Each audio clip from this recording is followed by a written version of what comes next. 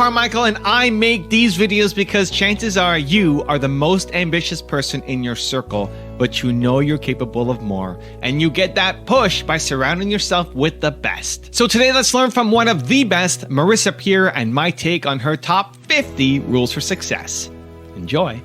So the first thing that people who are incredibly successful do is they do what they hate. They are fully prepared to do what they hate to get to where they want to be. And people who fail, they will give up their dream before they do what they hate to do. And people who are very successful, they never, ever, ever wait for motivation. They do it because when you do it, you become motivated. A great writer won't go, well, I'll just wait till I'm really motivated to start writing this book. No, they get up at 4 a.m, they don't want to, and they start to write, and then of course they become motivated. So you wake up in the morning and you go, you're not going to go, yay, it's 5 a.m, I'm putting on my running shoes and going for a walk up Laurel Canyon. Of course you're not going to do that. You're going to wake up and go, God, I really hate working out. But Marisa said, successful people do what they hate to get to where they want to be. Because of course the wonderful thing is that when you do what you hate first enough times, it starts to become natural. Like, I've got to do my taxes, I'll do that first thing. I've got to confront someone, I'll do it first. And so I still, to this day, wake up and think, oh, I don't really want to do that, so I'm going to do it first, because what I do want is to belong to that group of very, very successful people. So I know what the membership is. And every time I don't want to do something, I think, I don't want to do it, but what I do want is to belong to that group, so I'm doing it first. And it's a great way of thinking, because it starts to move you around wanting to do it for all the right reasons. Many, many years ago, I met someone who wanted to be a rock star. That was his ambition. He actually particularly wanted to be a drummer. And he was a very young married man with 2 children to support. And he was going for a lot of auditions, and of course all the auditions take place during the day, and every time he had a job they wouldn't let him take time off. So he decided he would have to work nights in order to audition during the day, and the only job he could get was a job he hated. He was a taxi driver and he hated it, but he did it, but he just wasn't making enough money. So he thought, okay, I'll have to work in McDonald's. I get more money, I can work nights, I'm free to audition. And about a month before he'd applied to work in McDonald's, he'd been for an audition to be a drummer in a band. He didn't even know who the band was. And the day he was due to start working in McDonald's, which he absolutely hated even the thought of, he got a call to go, you know, that band you auditioned for is actually Simple Minds, and now you're the drummer in Simple Minds. So he never worked in McDonald's or drove a cab again for the rest of his life. But when he told people that story, they'd all go, oh, I would never work in McDonald's. Oh my God, I'd never degrade myself by driving a cab around London. And I'm like, don't you think you're missing the point? His ability to do what he hated is what made him a rock star, because he had to have his days free to rehearse and audition. But if he had your mindset, I'd never do that, he would never be a multi-millionaire rock star. It was because he was fully prepared to do what he hated, to swallow his pride, to keep his vision in mind. I want to be a rock star. I must be free for auditions.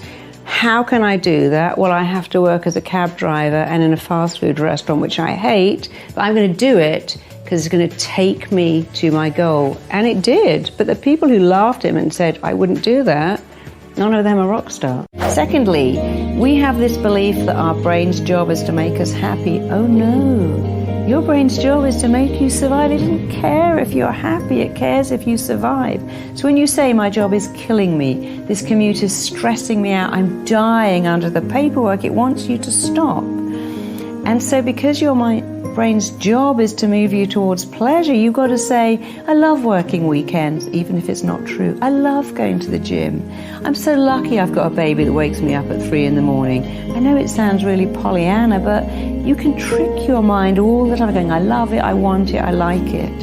And that's what Olympic athletes do when they're training, when they're getting up at 3 a.m. to run. They don't go, oh, this is great. But they also don't go, oh my God, I hate it. They go, yeah, this is going to make me an Olympic athlete, because they understand the mind's need to move you towards pleasure and away from pain. And if you link pain to something, your mind will make you give it up. really quickly. And people who fail give up their dreams because they link pain to them. But people who succeed meet their dreams and they go, yeah, I want to work all weekend. I'm building a business. I want to work nights writing this book because I'm going to write a book. You can choose what to link pain and pleasure to. In fact, you can choose anything you like. But you know what you can't choose? What happens when you say things like, I hate my job, I hate my boss, my in-laws are killing me, this kid is driving me crazy. Sure, you can choose to say that, but you can't choose what happens when you are very negative. Doesn't matter how talented you are, if you don't have self-belief, you're not going to get anywhere. If you have extraordinary self-belief, very little talent, you can get everywhere. But if you have both, if you have talent and belief, it will actually make you unstoppable. Now, I work with a lot of football teams and a lot of football players, and a lot of those footballers come out of school at 14. They know they're going to be famous players. They don't really pursue an education. A lot of them have an extraordinary negative self-belief because they're only good at sport, which is a great shame. And one of my players at the moment has now become a fantastic commentator, but I do a lot of work with him to put in him that belief, because he wasn't great at spelling and he wasn't great at school because he knew he was going to be a footballer. So belief without talent will take you far further than talent without belief. But if you have both, you can go far. But everyone can learn self-belief. You mentioned something about leaning into the feelings until you no longer need to feel them, or until they go away. Feel the feeling until it no longer requires to be felt. Why should we do that? So give me an example of a feeling.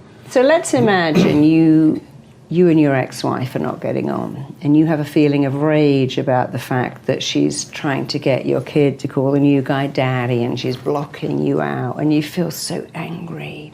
You think, well, I mustn't feel angry, you know, she's doing it for the interest of my kid, and so I just drink the anger and I drink the anger. And you see, with a feeling, it's the most real thing you have. A feeling is like a little kid in a class going, notice me, I'm over here. And if you don't, they get more and more out of control. And so when you don't acknowledge your feelings, they regroup until they become outrage, rage coming out. And then suddenly they go a bit crazy in the car park of a store or the line of a store because the mind says, I've got all this rage, wants to come out.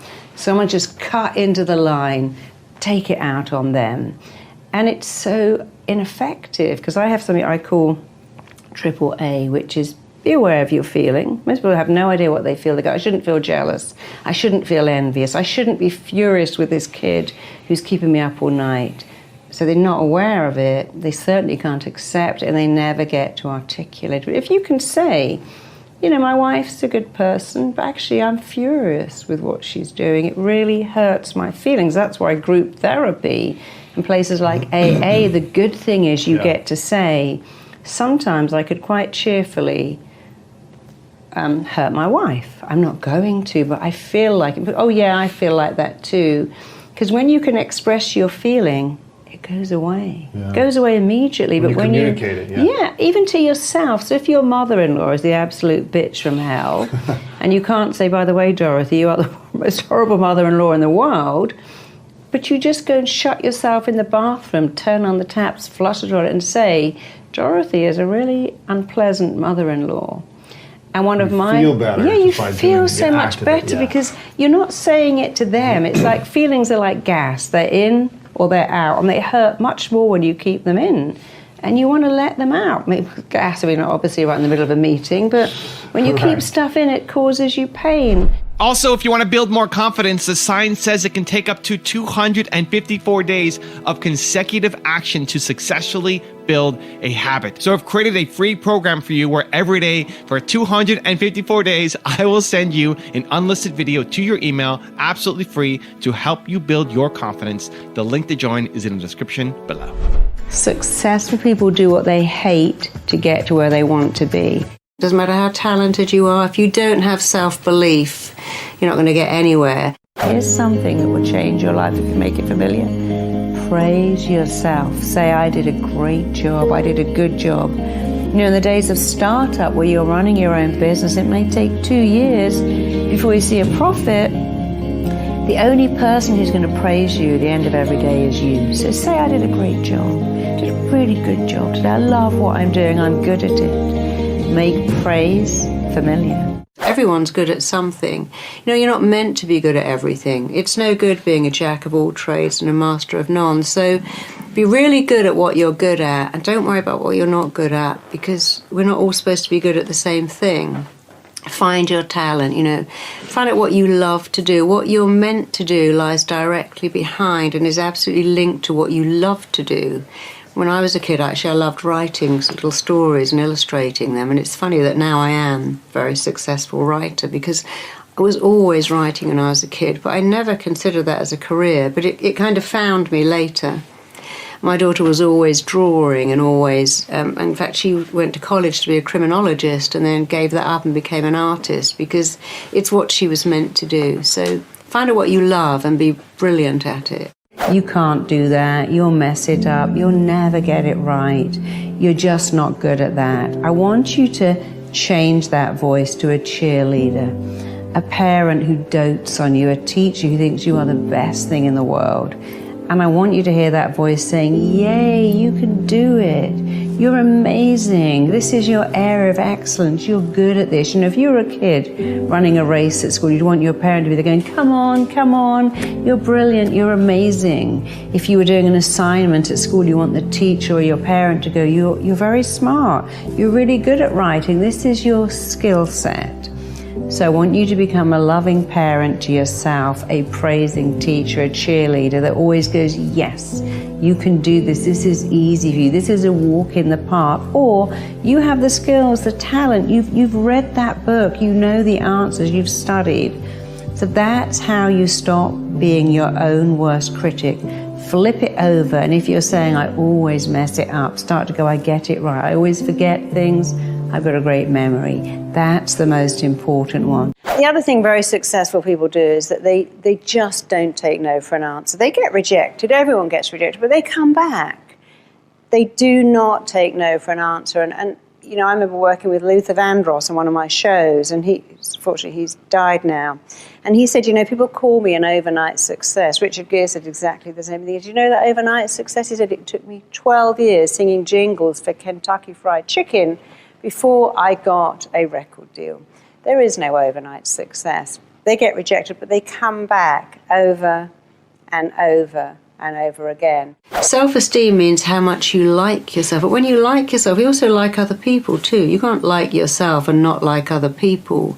So a lot of violence and aggression would end if we could just learn how to like ourselves and other people rather than feel dissatisfied with ourselves, which means, of course, you're dissatisfied with someone else. Because if you don't like yourself and you feel dissatisfied, you want everyone around you to be like that too, and then you feel a bit better because you're in the same company. If you don't feel very good and everyone around you is happy, then what people do is they tend to try and diminish everyone else or elevate themselves. But you can't elevate yourself if you don't like yourself. So a lot of the issues we have in schools, the violence, the truanting, the not achieving, could be cut in half if you just taught children to really like themselves and to have self-esteem.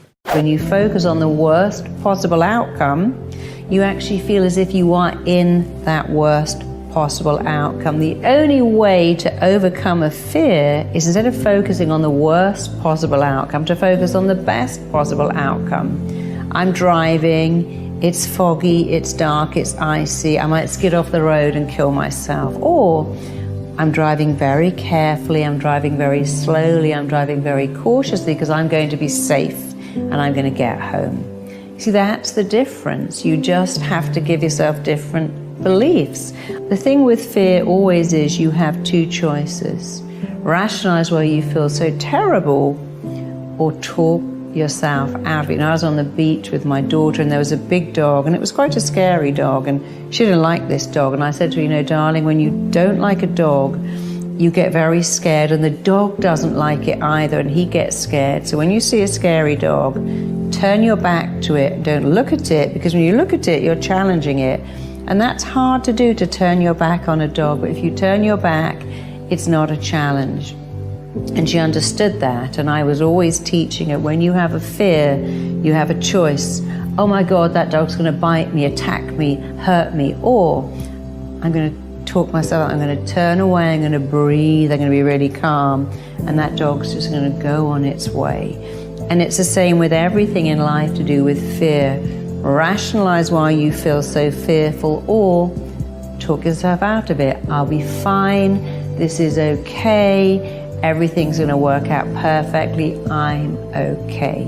All of these fears hold you back, and they don't have to, because every fear you go through teaches you something. You see, if you go to a fun fair and go to those loop-the-loop rides, you can scream in terror or you can scream in excitement. And the fact that people put themselves through those rides means that at some level we quite like fear. It challenges us to do more. It challenges us to grow more. So don't fear fear. Remember, the only fear to fear is fear itself.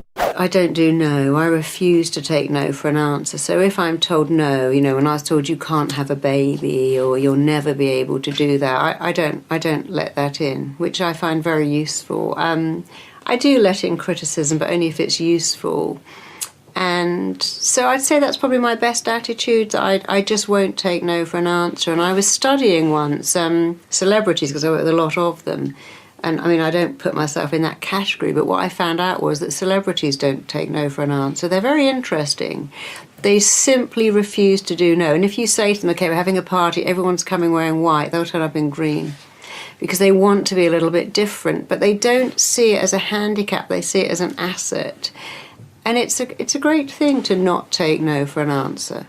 You know, we used to live in walled cities, and our strength came from numbers. We were in a group, and with numbers we survived. Now you can live in an apartment, you can have cats and dogs, you can have your grocery delivery, you can never see anyone, and you could live till you're 110. But we still feel this feeling, I'll die if you reject me. No, you won't. You'll get stronger. But you know, for women especially, if you went back 500 years ago, you're a hunter-gatherer, and your guy died out spearing a wild beast, you would die. Who's going to raise your children? Who's going to feed you? So in our evolutionary psychology, we have this fear, I'll die if you don't like me. And we try to get over it by buying stuff and going to the gym and having our hair done or getting a nicer car, or trying to impress people. And what you should do is impress upon your mind, look, I know you think I'm going to die from rejection. I'm not. Actually, it's going to make me stronger. And if you can dialogue with yourself and go, okay, I've just been dumped. I feel a bit sad. It's not going to kill me. That was a starter relationship. The next one is going to be way better. Then it does make you stronger. The third thing you must do to really feel great about yourself all the time and to radiate confidence, that real inner confidence, is to learn not to let in destructive criticism. Now, you can't stop people criticizing, but you cannot let it in. Years and years and years ago, when I was getting engaged to my boyfriend, my boss actually said to me, when I said, I need some time before getting married, she went, oh my God, your boyfriend's so good looking. How on earth have you got him to marry you? I remember thinking, wow, that's a bit hardcore. And I could have said something like, I have to handcuff him to the bed, he's so good looking. But you see, that's letting it in and having to come back. I could have said, how dare you say that to me? So I just said to her, oh, it's called love, we love each other. And I didn't let it in because I thought, wow, she must be a really unhappy person to do that. But much, much later, it's obviously a different boyfriend, someone said to me, God, your boyfriend is so unattractive. You could do so much better. Why are you with him? And I went, that's what an amazing guy he is. Because I've never even seen that. I just think he's incredible. And my daughter said to me, Mummy, he's really ugly. And I said, yeah, I know. And I love him so much, which shows what a great guy he must be, because I just think he's gorgeous. And of course, my daughter then realised that she couldn't go anywhere with that because I didn't let it in. And so if you can learn not to let in destructive criticism, that too will change your life. Here's some things I want you to start doing today, right now, that will build your self-esteem super fast. The number one thing is to praise yourself. There is nothing that will build your self-esteem like praise, but your praise. If you have a shop assistant who says, oh, you look really great in the outfit, yeah, it suits you, you must buy it. They have an agenda. If your boss says you're amazing at your job, but I need to give you work to do over the weekend, they have an agenda. Someone dating you might have an agenda, and your mind knows that. But when you say, I'm great at my job, I'm smart, I'm kind, I'm nice, people like me, there is no agenda. Unfortunately, when you go, I'm rubbish at my job, I'm boring, I always mess up and I have no friends, your mind lets that into, because your mind doesn't really care if what you say is right or wrong, good or bad, healthy or unhealthy. And let me prove that to you.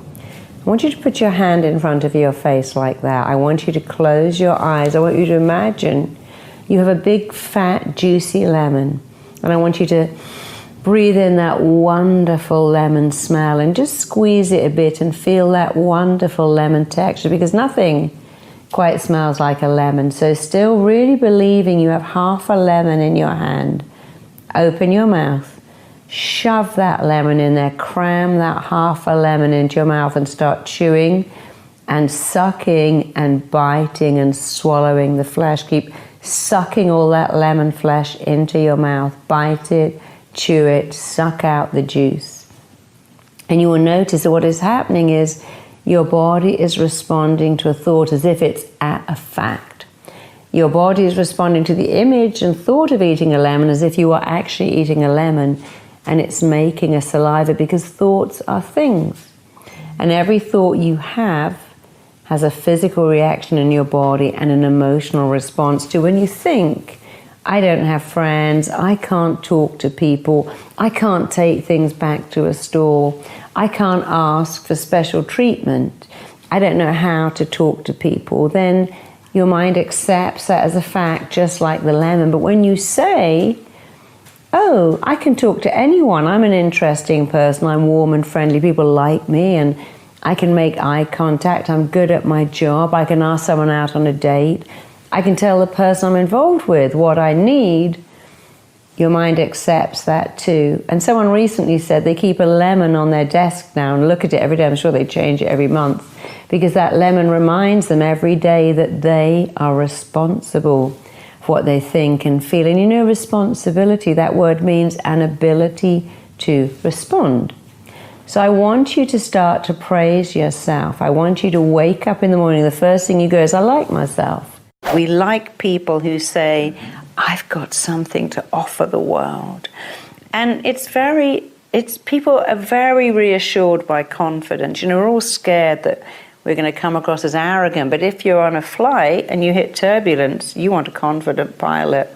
If you're sick, wouldn't you like a really confident doctor to go, oh, I'm the best doctor in New York, I'm going to make you better. You don't want to go, well, I don't want to brag, you know, I'm sort of okay sometimes, but, you know, he's better than me.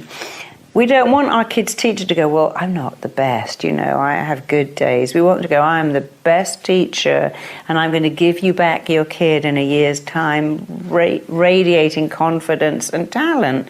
You know, we pay for that, and yet we're so scared of saying, I've got a gift, I've got a skill, this is what I'm good at. People think the brain's really complicated. It's not. It's actually quite simple. You only need to know 3 things about your brain to always get what you want. And the first thing is your brain does exactly what it thinks you want it to do, because it listens to everything you say. So when you say things like, oh God, you know, I got dumped, it was so painful, I never want to go through that again, all your mind can pick up is you don't want to be in a relationship again. When people have a miscarriage and go, I could never go through that again, I'd rather die than go through that again, your mind is picking up, oh, right, well, that's a statement. That's actually a command to me to make sure you never go through a miscarriage again. And that's how you get unexplained infertility, which is something else I've been working on a lot recently. Because the mind listens to what you say. So people go, oh, I went on this flight, I thought I was going to die. And during it, they go, I'm never getting on a plane. If this plane lands, I will never ever get on a plane again. And of course it lands, they go, oh, it was just turbulence. But next time they go to the airport, they have a massive panic attack because your mind's like, hang on a minute, you said I never want to fly again. And so if you haven't got what you want, it's because you're giving your mind very confusing messages. Your mind's number one job is to listen to what you say and to act on it. Its second job is to move you towards pleasure and away from pain. And it will always, always, always do more to avoid pain. So let's imagine you've gone for an interview, you've done a public speech thing like me, and you've stood up and you've gone, and you think, oh my God, I'm never doing this again. And you'd have a terrible presentation. And one of my clients who worked for Sony was saying that she had to stand up and just say to Sony, this is a new band from Camden. And she stood up and went, this is a new band from, and they're called, she said, I couldn't do it. It was the simplest thing. And my boss had to take over. And I was explaining to her that when you do that and go, oh my God, I don't want to do it. I don't want to do this again. Your mind is now going to make sure you don't do it again. So the next time you go to speak, it will give you a panic attack. It will make you ill. And if you say to yourself, oh my God, I'd love a week off in bed, or I'm dreading next Wednesday, your mind is so in tune with you. You're a week off in bed, you wake up with the flu, and your mind's like, there you go. How cool am I? There's your week in bed. You don't want to go to that speech? I've woken you up with diarrhea, so now you can't go. That's what the mind does. When I was giving my first ever presentation about my first ever book, I woke up with the most excruciating migraine I've ever had one before. I thought, wow, I must have been saying to myself somewhere, I don't want to do this because I've got this migraine. And I actually went and did it, and I didn't have the migraine until I stepped back off the stage again. And I realized that I was communicating very badly with myself. So you must never say nervous, say excited, because your mind listens. So those three things are, your mind does what it really thinks you want to do. If you're very, very specific and say, I want this and this, I want to be a great speaker, I want to deliver things, I want to be fantastic at sales, I want to be able to look people in the eye and sell them things and come across as really authentic, your mind will understand.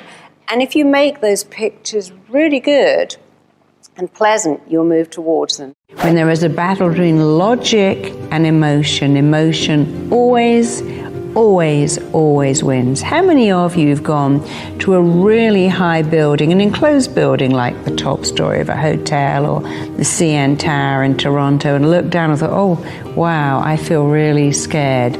My logic mind knows that I'm safe, that the glass is that thick, that I can't fall, but the emotion that's making my stomach lurch is winning. So when you have a battle between emotion and logic, emotion always wins. Here's something you all know. We can all ring our friend up and go, I'm a bit bored, a bit lonely. Can I hang out? Or I'm a bit bored, let's go to the movie. You would never ring someone you've just met and go, I'm bored and lonely. Will you come and hang out with me? Let's go to the movie. Because the emotion that you might be rejected will overrule the logic that says this person may be the person for me. So if you're having a battle between yourself, here's a great one. I know I shouldn't eat cake. That's the logic. But the emotion is, oh, the cake feels so good, and this creamy, sugary stuff reminds me of being a baby when all my needs were met by having creamy, sugary stuff.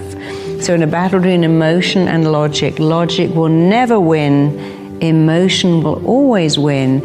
And you can make that win for you by making it a better emotion. So here's how to do it. Here's an emotion. I'm scared to ask for a pay rise in case my boss laughs me out of the office. Make it a stronger emotion. If I go to my boss and show them what I've done, how valuable I am, that won't happen. Here's an emotion. I really want to ask that person on a date. I'm not good enough. Change the emotion. I'm wonderful. I'm amazing. What could I get from asking someone on a date that says yes so much? And if they say no, I'm only exactly where I was before, except I've been brave. I've done something courageous. I've taken action. Even if it doesn't work out, I've lost nothing, but I've gained courage. So when you're having a battle between logic and emotion, emotion always wins. Logic never wins. That's why you could stand on the windowsill of your apartment if it was on the ground floor, but you would never stand on the windowsill same size if it was 100 stories up, because the emotion that you may fall will defeat the logic that says, I can do this when it's a few feet off the ground. Why can't I do it up here? Because emotion overrules logic. You can make your life phenomenal, extraordinary, and wonderful by always using emotion to defeat emotion. Every baby on the world is born loaded with self-esteem. No baby when they're being pushed down the street in their stroller, goes, oh, don't look at me, I'm having a bad hair day, or I've just been sick on my little romper suit, or I've got really fat legs. Babies' first experience on the planet is being looked at. When you're born, the doctor, the nurse, the midwife look at you. Family come to visit you. You get your picture taken, people show you off, and babies don't avert their eyes when you take their picture. When I used to push my little girl down the street, people would look in her pram and go, oh my God, she's so gorgeous. She never looked away. She kicked her little legs. She gave a big gummy smile because she knew that she was gorgeous too. And if you ever doubt that children like attention, go to a park, go to a swimming pool, and you hear every child going, Mummy, Mummy, look at me on the swing. Daddy, watch me on the slide. Mummy, Mummy, watch me jump in the water, watch me swim, watch me jump. Because children have this belief that I'm worthy of attention, and I like it, and I can ask for it, and I'll get it. And then you have to ask, well, where does that go? Well, it goes very fast. You know, if I said to my little girl at 2, sing me, Mummy, a song, she would sing. If I said to her at 14, sing me a song, she'd roll her eyes and go, oh my God, you're so embarrassing, and walk out of the room. Because at a very early age, we acquire a fear of being judged. It's what is called performance anxiety. What if I sing and someone laughs at me? What if I read in class and I get it wrong? What if I stand up to speak and I don't know what to say? And performance anxiety can be so intense that it makes us stop performing. But people who perform really well like themselves. They go, well, I'll see what happens, and I'll sing, I'll dance, I'll act. I mean, some people can't even dance at a party in case everyone's looking at them and judging them badly. Some of my clients won't even go to yoga in case they can't hold the poses like everyone else. And believe me, we're all so busy worrying about ourselves. We don't have time to look at you and comment on your yoga position or how you're dancing at a party. And we kind of like people who don't care, who just let go and have a good time. So the thing you need to have phenomenal confidence really are 2 things. Stop judging yourself and be nice to yourself. The very successful people, if they have to fire someone, if they have to make a very uncomfortable phone call, they will do it first. And what's interesting is that they naturally do that. They would say things like, well, you know, I've got to end a partnership with my best friend, or I've got to fire someone I really care about. I couldn't possibly have that hanging over my head all day. I need to do it first, and then it's done, and then I feel better. People who are not in that group will go, oh God, I've got to fire like my friend. I'll do that at 6 o'clock. I'll wait till the end of that. I'll do that after lunch. Or I've got to go and do a grueling workout. I'll do that at 5 o'clock. But of course, 5 o'clock comes and you have a phone call to make, or you've just had lunch, and then you don't get to do it. Even in school, I mean, one of my clients who was very successful said, yeah, when we had to, you know, read out an essay, I never understood the kids who went last. I put my hand up and went, I'll read the essay first because I want it done. So they do it naturally, but that doesn't matter because, of course, the wonderful thing is that when you do what you hate first enough times, it starts to become natural. Like, I've got to do my taxes, I'll do that first thing. I've got to confront someone, I'll do it first. And so I still, to this day, wake up and think, oh, I don't really want to do that, so I'm going to do it first, because what I do want is to belong to that group of very, very successful people. So I know what the membership is. And every time I don't want to do something, I think, I don't want to do it, but what I do want is to belong to that group, so I'm doing it first. And it's a great way of thinking because it starts to move you around wanting to do it for all the right reasons. I always say to all my clients, there's only 3 things wrong with everyone. Everyone has got 3 things wrong. The number 1 is I'm not enough. The second one is I'm different, so I can't connect. And the third is I really want something like freedom from depression or success, but it's not available. But I'm not enough is the biggest. I mean, I've worked with hundreds of thousands of addicts. I've never found one ever that ever believed they're enough. And if we look at the key addictions, shopping, binging on food, binging on alcohol, binging on drugs, porn.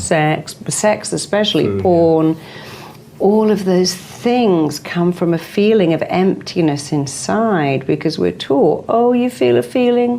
Why don't you eat some donuts, or go onto eBay and buy, or Amazon, or buy something, or have a drink? And our feelings are the most real thing we have, and we push them down. We find all this stuff to buy or eat or drink or take to keep us, like John Lennon said, comfortably numb. But then the feelings regroup and come back, because they've always got a job to do. And I always say to my clients, look, you've got to feel the feeling until it no longer requires to be felt. You can't eat it or drink it or shop it away, but we're all taught that we can and should. So I'm not enough is the biggest problem I see. You have to understand a bit more of psychology, because humans are hardwired to recreate what they know. We like what's familiar, even if it's very bad. If I've never had money and I win the lottery, I'm going to get rid of it. Or if I've never had love and you love me, I'm going to reject you, because it's so unfamiliar. If I've had a dad who calls me an idiot and worthless, guess what kind of guy I like? That's it. Because when I meet them, I go, oh, I feel like I've known this guy my whole life. We just clicked. And they think, oh my God, it's because he's my dad. But I've been sleeping with him for 6 months. I don't know what to do with that now, because we are wired to like what is familiar and to resist what's unfamiliar. And that's what kept us alive. When we lived in walled cities, we didn't go, I'm a bit bored with this group. I think I'll go outside the walled city and find another tribe, because they might have killed you. So we have this wiring that says, run towards what's familiar and run away from what's unfamiliar. But the very good news is you can make anything familiar. And the most important thing to make familiar is praising yourself. If you could just do that, that in itself would change your entire life. How do you praise yourself? Well, you get up in the morning and go, I'm a good person. I have a skill. I have a talent. I have something to offer the world. I'm here for a reason. You look in the mirror and go, oh, there you are. You're a good person. You've got a good heart. You know, the most important way to answer that question is this. What did you always want your dad to tell you, even if you never had a dad? If you had a dad, a good dad, what would he have said? What would your mum have said? What would a nice teacher have said to you? And it would be something like this. I'm proud of you. You're a good son. I'm so glad I'm your dad. How lucky I got to have you. And a teacher would say, you're such a smart kid. What a joy it is to teach you because you're smart. And we all want to hear the same stuff. I love you. I'm proud of you. You're interesting. You're a great company. Nobody needs to hear I'm the best dentist in Beverly Hills, because that doesn't work. It's emotions. And many of my clients, their mother might be dead, but they're still trying to get her to approve of them. Dad's living in another country, but they're still working to make him like them. And, you know, the most important thing is you like you. So whatever you wanted to hear, say it to yourself, because your mind doesn't even know that it's coming. And also it doesn't care. Your mind doesn't care if what you tell it is right or wrong, or true or false, or even if it's good or bad, it lets it in like chapstick on your lips. Your lips don't go, is this organic, fair trade? Just lets it in. It needs a bit of nourishment. And we need some nourishment, and words are very nourishing. And there is actually nothing on the planet that will raise your self-esteem like praise. But self-praise is better, because if I said to you, oh, I just adore you, you're amazing. By the way, you know, can you do this and this and this? I've manipulated you. But if I say it to myself, my mind knows there's no manipulation, and the mind likes repetition. And when you say it every day, your mind kind of goes, oh yeah, here you go again with that praise. You say it every day, must be true, and now it sinks in. The problem is if you criticize yourself every day, it says the same thing. That sinks in as well. In my experience, people who try to be perfect are the unhappiest people in the world, and they're almost always the loneliest too. When you try to be perfect, you have entered a race that you can't win. You can't even complete it. There is no finishing line. The finishing line keeps moving. So when you're in a race to be thinner, happier, richer, more successful, you can't complete that race. You can't win it. And instead of thinking, oh, I'm reaching my goals, you feel intense dissatisfaction. Here's the truth. The way you feel about everything is down to the pictures you make in your head. and the words you say to yourself, and guess what is so great? You can change those pictures anytime. You can change those words. Every thought you think, every word you say becomes a blueprint that your mind, body, and psyche use everything at their disposal to make real. Thoughts are things. What you speak and think and say without realizing your mind is working so hard to make that your reality, even if it's super negative. You know, I see parents all the time who say things like, I'll be happy when my kid sleeps through the night. I'll be happy when my kid's out of diapers. I'll be happy when my kid is walking, feeding themselves, going to school. And they spend their whole child's life looking at the next bit to be happy, when you should be thinking, wow, I wish every stage took 3 times as long. You waste your amazing life wishing it away for the next bit. Because happiness is not a destination you arrive at, it's the journey you're on. It's an inside job. Do not farm out, I'll be happy when, because there is no terminal to get to called happiness. Happiness is the journey you're on now. Perfectionists come in all shapes and sizes, and they're often very good at hiding their inner drive to be perfect. There's one thing that drives them all, an inner belief that says, I'm not enough, I'm less than. If I'm less than, and I can come across as perfect, I'll be more than. You know, my neighbors always say to me, wow, you have so many famous clients. Are they damaged by fame? I'm like, no, actually no. Damaged people are attracted to fame. They have a belief I'm so damaged, but if I'm famous, rich, gorgeous, amazing, I'll be perfect. But you see what happens when damaged people try to be perfect? It actually damages them more. You don't need to be perfect. You don't need to be flawless. You don't need to be infallible. You just need to be enough. And when you let the fact in that you are enough, instead of trying so hard to be perfect, which you can never achieve, when you let in being enough, changes your life. So let it in that you're enough right now, because that's the truth about you. What is it about hypnotism that makes it work? Is it that people, the things that are f***ing them up are like buried deep in the subconscious? Like, why hypnotism? Why was that the radical breakthrough? Hypnosis is the actual grandfather of even psychotherapy. People think hypnotherapy is the poor relative and it's come along, and it's actually in front of everything. A lot of hypnotherapists don't understand what hypnotherapy really means. And what it means is you can shut down the critical part of your mind that goes, oh, I could never speak in public. Oh, I could never live without donuts. That bit shuts down. And while it shuts down, you can excite the imagination and tell people stuff they simply don't think they could do. So I'll give you an example. I was recently having a medical procedure, and the nurse said, oh my God, we all know you. And we have this kid and he can't go in the scanner. He's terrified. And I said, oh, I'll show you what to do. And in 5 minutes, he was loving being in that scanner. Because I taught him, listen, it's how you talk to yourself. If you go, I feel like I'm in a coffin here and I'm ill and now I'm in the scanner and it's reminding me that I could die. And why would you talk to yourself like that? What you say is, I love this. This is amazing. I've got half an hour to chill out. And so people don't understand that what makes hypnosis powerful is powerful words, but they got to be super powerful, really dynamic, incredibly relevant, and absolutely up to date. And if you combine that powerful language with shutting down the critical part that goes, you could never do that. Who's going to want you? You've got 4 kids and cellulite. If you shut that bit down and then add in exciting, you can have anything you want. But most people either don't understand about shutting the bit down, or they don't understand the language. So without diminishing other therapists, I see a lot of people who say things like, now you might just want to think about being calm. It's like, what? WTF? That's not exciting.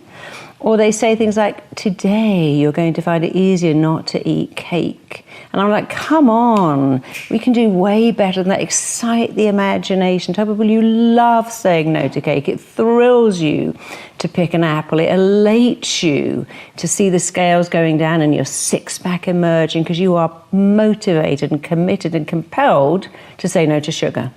And if you understand the mind, it does what you tell it. That's its job. And if you tell it better stuff, you have an amazing life. And if you tell it mediocre stuff, you have a mediocre life. Whenever anyone does anything wrong, we go, what's wrong with you? We should say, what happened to you? What happened to you? And they'll go, well, you know, my mom always said she didn't want a boy, she wanted a girl, and I've been brought up. I'll give you an example. I had a city trader as a client who really had problems trading. And his boss said, you know, he's the best trader, but he's so nervous. And when I worked with him, he was saying that when he was a kid, his parents had 2 girls and then him. And he would smash his Tonka toys and they go, what's wrong with you? Look at your sisters just combing their doll's hair and they're so good, and why are you so aggressive? And a 4-year-old can't go, well, because I have something called testosterone, right. And they don't. And I'm designed to run and jump and hunt and fish, and I got to learn what to do with aggression. Smashing my cars together is good for me. He didn't. A 4-year-old doesn't have anything because they live in the world of they just live in a world of feeling, not logic. And he said, I never realized, I spent my whole life thinking something's wrong with me because my parents would say everything conversation, what's wrong with you? Look how neat you says they don't get peas on the floor when they eat. And he said, I heard it every day until I formed a belief something's wrong with me. He didn't date women because he thought, well, I should be like one, but I want to be like a man. And that session totally turned him around. He said it was like someone had sprayed him with pheromones because he went out that night when we were attaching themselves to him like a magnet. But he just got rid of the feeling of something's wrong with me. Because most people do walk around going, something's wrong with me, I'm just majorly messed up. And you can't heal. And no one understands me, no one gets me. And I don't understand me. And if I don't understand me, how can you? And why should I even be here? Yeah, because you can't heal what you can't understand. And so all the treating the symptom is like putting a Band-Aid on an infection. It doesn't, when you understand it, you can totally change your perception of what it is, because events actually don't affect you, but the meaning you attach to them does. The story we tell ourselves about the story. I don't like wish. Wishing says to your mind, you haven't got a prayer, but you might as well wish. Because wishing just says, you're not going to do that. Oh, I wish. No one says, I wish I could get up in the morning and clean my teeth. I wish I could pick up that pencil and write a note. You don't say wish, you go, I'm doing it. So when you say to the mind, I wish I could, it says, yeah, me too. Get over it. When you say to the mind, I hope I get this right, it goes, yeah, well, keep hoping, because you're not going to do that. When you go, if only, your mind goes, well, you never managed it before, so keep on with the if only, why don't you? People have a story, you know, I can't find love because my dad left when I was 1. I can't find love because my mum preferred my brother. I can't be a success because I never went to university. I can't speak in public because I blush. And without understanding, when you describe why you can't, you keep it going. If you keep talking about the symptom, your mind keeps it alive, because whatever you focus on, you get more of. And so a lot of people have language that's completely irrelevant. Like, yes, I know your dad left when you was 1. I know your mother put you up into foster care and didn't love you, but that's then. This is now. And so they have outdated stories, outdated language. I can't do that because... the classic one I heard all the time, oh my God, my boyfriend just ripped out my heart, stamped all over it, killed me. And if I find love again, it will kill me. I'm like, darling, he got bored. And you would have got bored too if you'd stuck around. And that was your starter relationship. Go and find a better one with someone amazing. Everything he loved in you, you didn't take it home with him. It's still there. So don't use that irrelevant, I found love and it killed me when it ended. So I found love, the wrong person, but I'm going to find it again with the right person. It's going to be amazing and compelling. He's going to fall in love with my soul. We're going to be together forever, because you got to turn your mind on, and it loves exciting words, dramatic words. Really loves words that make a picture. So if I said to you, you can be the most phenomenal, powerful, awesome, incredible speaker. When you speak on stage, everyone stops to listen. You could hear a pin drop. They look at you. They hear what you're saying. They like you. The mind goes, oh, I like this. I know where I'm going here. But when you go, I'm not bad at speaking. Sometimes I'm quite good. Occasionally, I really get it right. The mind goes, what are you talking about? That's not dramatic enough for me.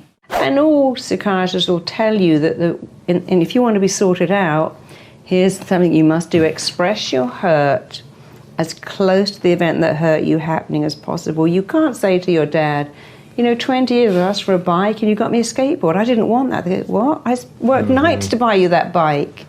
You can't get any resolution after 10 years or 20 years. Yeah. But when you can say to your friend, look, I love you, you're my friend, but it really hurt me when you didn't even turn up to my wedding and I still had to pay for all of that and you didn't call and it hurt me. I still love you, but you hurt my feelings.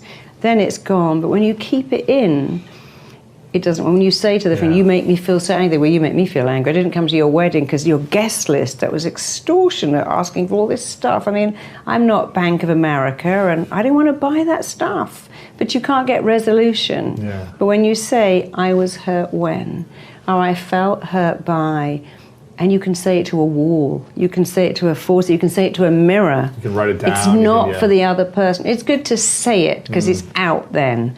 And then it goes away. It's the most wonderful thing. It goes away. And then everything is so different. Yeah. And one of the rules of the mind, and it's the best rule, is that every thought you think and every word you say forms a blueprint, and your mind must work to make that blueprint real. So when you say, I can't remember anything, I'd lose the eyes in the back of my head if they weren't fixed in there, because I just can't remember anything. Your mind goes, that's a blueprint. Let me take you to it.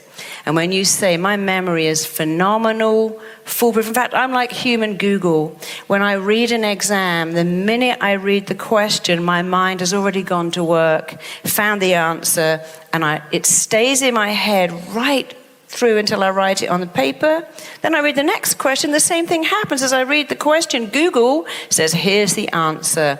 I work with children all the time with exam stress, and they come in. I was a little boy last year who had, I think there were 17 children applied for every place in his school. And he flunked the mocks. And I'm like, darling, you're supposed to flunk the mocks. It's great to flunk the mocks. You know what mocks are, don't you? Oh, so in England, when you're taking an exam, you have a mock exam, maybe 6 weeks before you take the exam, just to see how you do. And then they say, well, you did terribly, you did really well. And because you did really well, you're going to pass that exam. And because you did terribly, you're going to fail. In fact, the ones who do well in the mocks get so complacent, they often don't do so well in the actual exam. And the ones who do badly think, wow, I need to up my game. I need to revise more and study more. So when he came in and said, my mummy was so upset because I got really bad marks in the mocks, I went, that's fantastic. What were you worse on? He said that the writing, what did you do? So I didn't read the instructions correctly and I didn't use the right words. I went, that's fantastic. And so I said, that's fantastic. So what did you need to do? And just by changing his language, I didn't use the right words, and explained to him that he could do it, and telling him that his mind was like Google. Then I was asking him some questions about Harry Potter. And I said, how do you know these answers? Have you studied Harry Potter? He went, no, I just really like it. I said, well, see how clever your mind is. So when you're working with a kid that says, I don't know, ask them about James Bond. Ask them about something that they like and go, how do you know this? They go, I don't know. How do you know? Wow, you're so smart. Because when they like something, they remember. And part of school is liking something. So with this little kid, he got into that school. I knew he'd get in because he came in like that and he left like that. He was like, I'm going to nail this. I know what to do. My mind is like Google. And I will say to all my clients, whether they're a 7-year-old taking an exam or someone taking a medical exam or the bar, I say, whatever you're reading, your focus narrows down. You say the word narrow down, and when you say narrow down, everything fades away. You're absorbed in that paper. You have phenomenal powers of concentration, comprehension, recall, retention, and assimilation. And I say words that help you do the next one. Comprehension, comprehension, retention, recall, assimilation. I say it over and over again because the mind believes what you tell it. There's certain rules of your mind that I like to operate from, and one is the mind learns by repetition. So nobody would go to the gym and go, I've done 500 sit-ups, I should have a six-pack now. You know you've got to go back and do them again and do them again. Once you get that six-pack, you can keep it with a little less repetition And so it is with how we dialogue with ourselves. You know, my passion is to get schools to teach children to dialogue with themselves better. So repetition is very important, but it's not quite enough. You know, if you were a chronic alcoholic and said, right, I'm going to say every day, I don't drink, I don't drink, I don't drink, that probably won't work. First of all, the mind doesn't know what don't is. When you say I don't drink, it's like saying, I'm not thinking about chocolate. You have to think about the word that's most descriptive in the sentence. It's like saying, don't think of an orange snowman. Now you've got to think of an orange snowman, even if you've never seen one in your life. So the combination of repetition, powerful words can be more than enough. I mean, somebody wrote to me and said, my kid was lying on the floor hysterical about her exams, and I played one of your audios, and she got up and she said, I'm going to ace this. And she went to school and she did ace it. And I could tell even by the set of her chin that she knew. But for many people, they need more. They need you to go back and unpick their story. Why do you do what you do? What happened to you? Why are you an alcoholic? In understanding why, for most people, that's their aha moment. They go, oh my God, I never knew it. That's why I do that. Oh, and then you add in, and now you know you never have to do it again. You always have a choice. Your mind talks to your body all the time. That's its job. And your job is to tell your mind what you want. I want perfect health. I don't do illness. I do wellness. Everything I do is perfect. You know, I was at a conference recently, someone ran up, oh my God, I'm so glad I listened to your audio, because you know I have 4 hours of sleep, and I tell my mind I'm having 8, and I thought, God, I should do that. I'm teaching people this. I forgot I can do that too. Tell my mind I've had 8 hours sleep. Tell my mind I feel amazing. Tell my mind when I'm working out, my body loves this. My muscles love this. I can do a bit more. Rather than go, oh, it all aches, and I hate doing this, and I could be at home watching TV. So just to be very clear, your mind's job is to do what you tell it, and your job, should you choose to accept, is to tell it great things, amazing things. I'm not aging, I'm saging. I'm embodying wellness. I have perfect balance. You can choose. Not only does the mind tell the body what to do, it also interrupts the signals coming back from the body. I've got this crippling thumping headache, can become, well, I've got a little niggle in my head, but I'm really too busy to notice it. I'm in agony. No, you've just had a little shot. That's not agony. This commute is hell. No, hell is not having a car or any gas and looking at people or taking 3 buses to do your commute. Being in this store is torture. No. When you go to Africa and you see they don't have any stores, and the ones they do have no food, and you'll never again stand in Ralph's and go, this is a nightmare, it's hell, grocery shopping. If you have money in your wallet to buy food for people that love you, that is so far beyond hell. But people use these words, it's killing me, it's a disaster, it's a nightmare. So we have a great fear of rejection, which is not surprising, because when we're born, we have 2 drivers: find connection, avoid rejection. After all, if a mother rejects a child, if a lion rejects the cub, it's not going to be adopted, it will die. Yeah, or it just starves to death. And so we know innately that our survival on the planet is linked to not being rejected. And not that long ago, you would have died from rejection. You know, in 1,000 years ago, when they banished you outside the walls of the city, or you marooned a difficult sailor, or you cast someone out of the community, you pretty much died. There was nothing out there but purgatory. So we have a wiring that says rejection will kill me. And that's why you had the fear. But when you can dialogue with the other, go, look, no, it feels like it will kill me. It can't kill me, because no girl can reject me unless I give her my permission. Right, give them my power. You can't reject me unless I agree with everything. I don't like you because you got short hair. I don't like your shirt. I don't like you because you're white, not white, tall, short, glasses, not. But when you say you can't reject me, I can't be rejected, because the only person you can reject me is me. You can talk to girls realizing, even if they say, no, you're not my type, I'm with someone, no thanks, or even, ooh, not no, they can only reject you if you let that in. And we look at someone like James Corden, who's certainly not gorgeous, but women love him because he's funny. So funny. So funny. Love and that guy. you know, we like warm people. You know, the packaging is all very nice. But will have a great packaging, a great wrapper, and but they're unhappy. And so our greatest fear is to be rejected. But the truth is, in 2018, you could live in this apartment, have Amazon deliver your groceries, never see a soul, and you probably live until you're 106. Yeah. Wouldn't advise it, but we don't die of rejection anymore, but we still feel like we will. And all schools should be teaching kids you cannot be rejected. You can ask for a pay rise. You can ask for crowdfunding. You can go to someone and go, here's my idea. You can write a book, speak in public. Because I work with a lot of actors who say, I'm so scared of rejection. I'm like, well, how are you going to be an actor then? Because you're supposed to be rejected all the time. So you and I write books. For everyone who loves it, there's going to be the odd person who goes, I hate this book and I hate that writer too. But we don't let it in. We have to laugh about it. When you give a YouTube talk, I mean, one of my talks got like 3 million views, and there's a few in there going, I hate her, stuck-up English snob.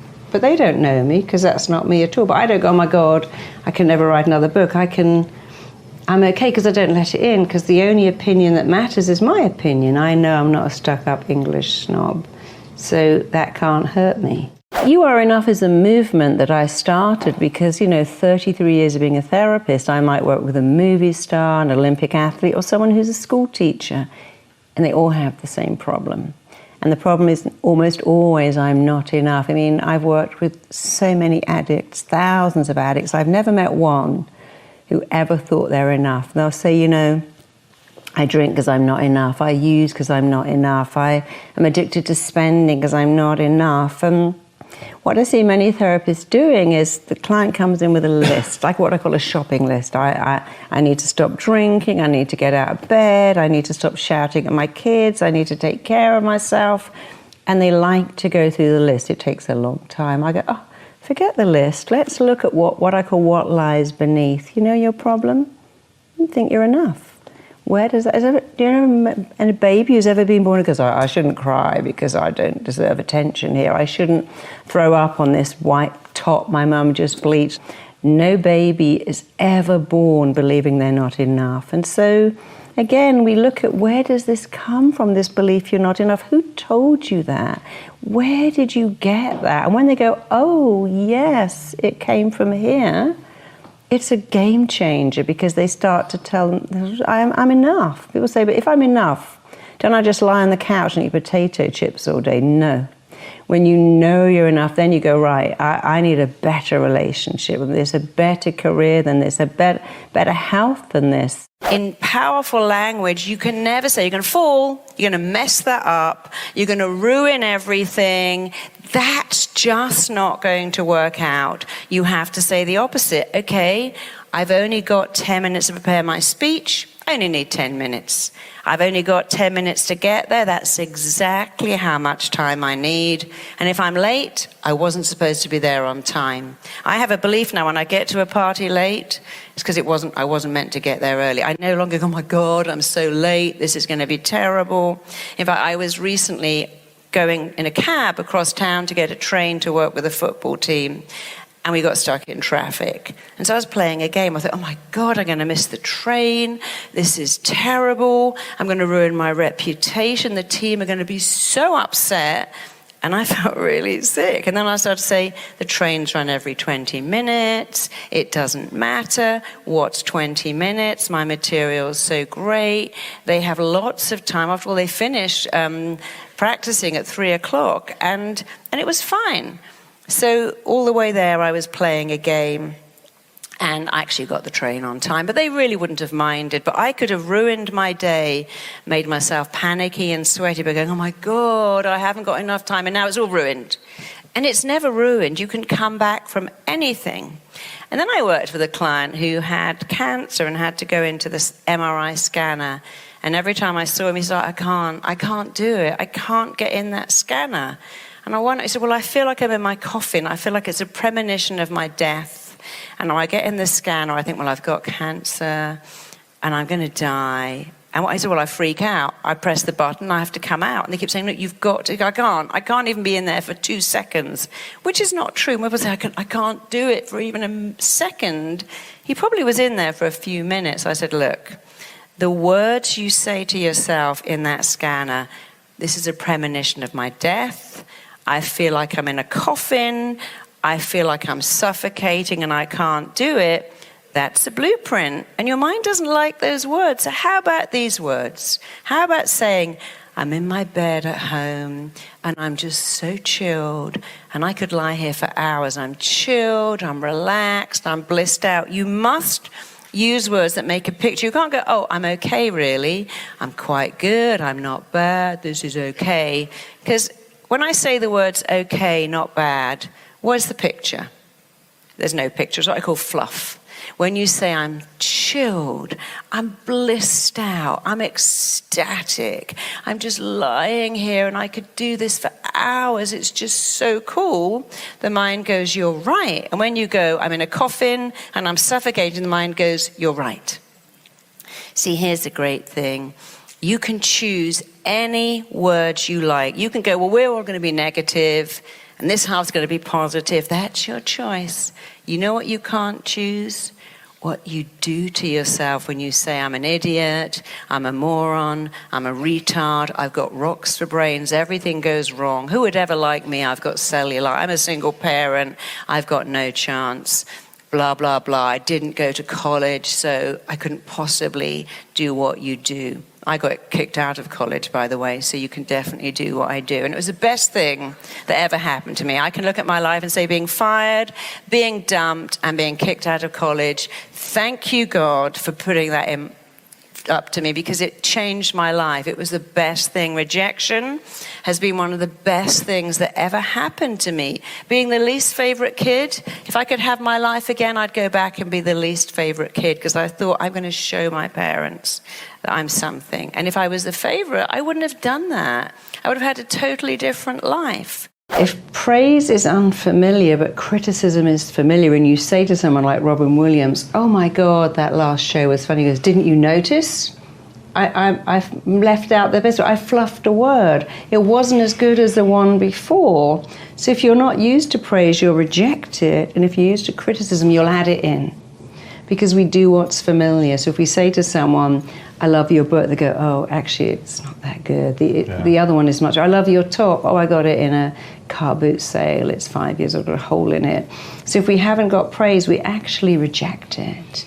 And you just have to say to yourself, I'm going to make this familiar. I'm going to praise myself every day. It might feel weird, but I'll keep doing it.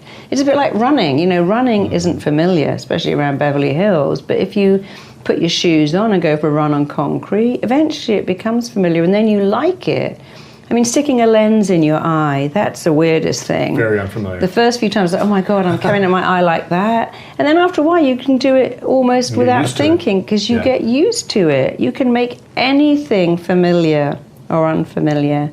Your beliefs affect your biology. Your beliefs certainly affect your biochemistry. I've had women of 58 say, could you make me pregnant? I go, I know. It's too late. Why did you wait 30 years? But the mind will follow your instructions, and it's very important to give yourself the right instructions. Of course, there are limits. You can't tell yourself you're going to be an astronaut. And when people say to me, I want to be a millionaire, I'm like, what are you going to do to be a millionaire? You can't go back. I'm going to sit at home, and that's the problem with The Secret. Attract millions to you. What are you going to do for these millions? I want to have a six-pack. You do need to go to the gym. I want to have great health. Well, stop eating pizza and eat better food. But once you get the mind to want it, it's actually easy. But when people say to me, I want to be a millionaire, then we tell them, well, any goal of significance requires you to learn something new. But then they have a fear of learning.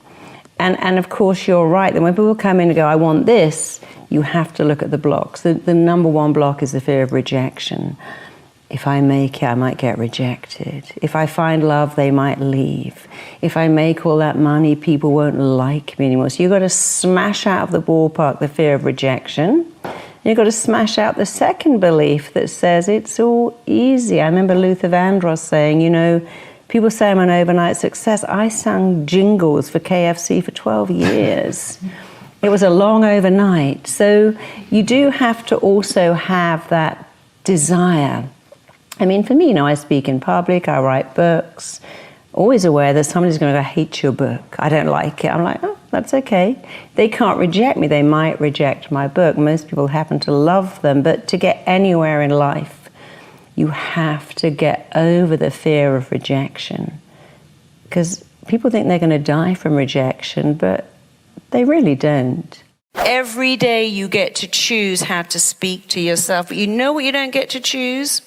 What you do to your body when you say, I'm an idiot.